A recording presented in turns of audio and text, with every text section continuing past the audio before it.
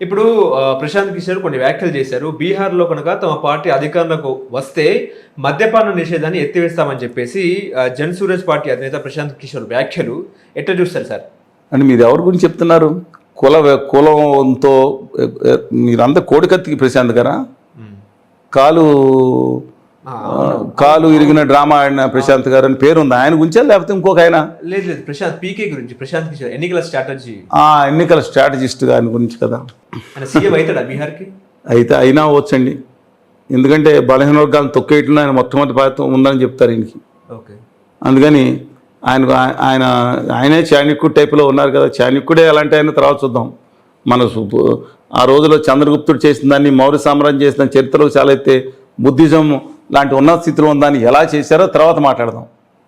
అందువల్ల బీహార్లో ఆయన ఏదైనా చేయొచ్చు, మాయాజాలం, నలుగురు కోడికత్తులు కాకపోతే ఏదైనా చేయొచ్చు, కాళ్ళు ఎరగొట్టవచ్చు, లేకపోతే ఇంకోటి చేయించుకోవచ్చు. ఆయన ఎలాంటి చేస్తారని ఆరోపణలు ఉన్నాయి, నేను కాదు. సరే, కమింగ్ బ్యాక్ టు మద్య నిషేధం ఎత్తేసేయాలండి.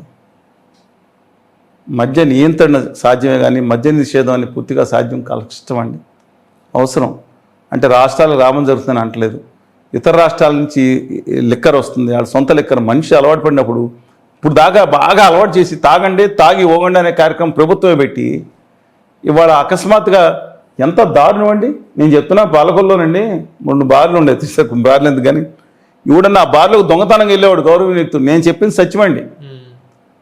మందు తాగేవాడిని సమాజం చాలా తక్కువ చూసేది. మీరు వాళ్ళ బార్లు మీరు బాగా హైదరాబాద్ కానీ విశాఖపట్నం కానీ పబ్ కల్చర్ తెలిసి ఉంటుంది మీకు. మీరు యూత్ కదా, నాకు తెలిసి చెప్తున్నాను.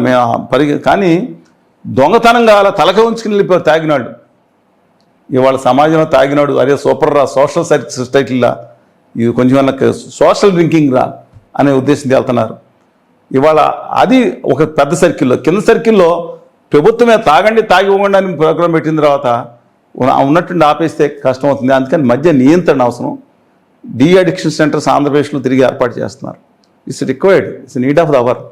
ఇంతకన్నా దుర్మార్గంగా దీన్ని దాటి డ్రగ్స్గా వెళ్ళిపోతున్న నికృష్టంగా వ్యవహరిస్తున్న ఒక చెత్త బ్యాచ్ని అరికట్టడానికి రాష్ట్ర ప్రభుత్వాలు, దేశం కూడా పూనుకోవాల్సిన అవసరం ఉంది.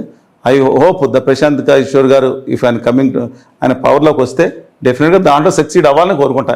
ఈ దిక్కుమాల కుట్రలు మాలని ఆంధ్రప్రదేశ్లో పెట్టినా, ఈ దేశంలో పెట్టినా, అలాగే ఉత్తర భారతీయ జనతా పార్టీని అధికారంలోకి, ఆదాని గారి పార్టీని అధికారం తీసుకొచ్చిందని కూడా ముఖ్య పాత్ర ఆయనదేనండి, నేను ఒప్పుకుంటాను.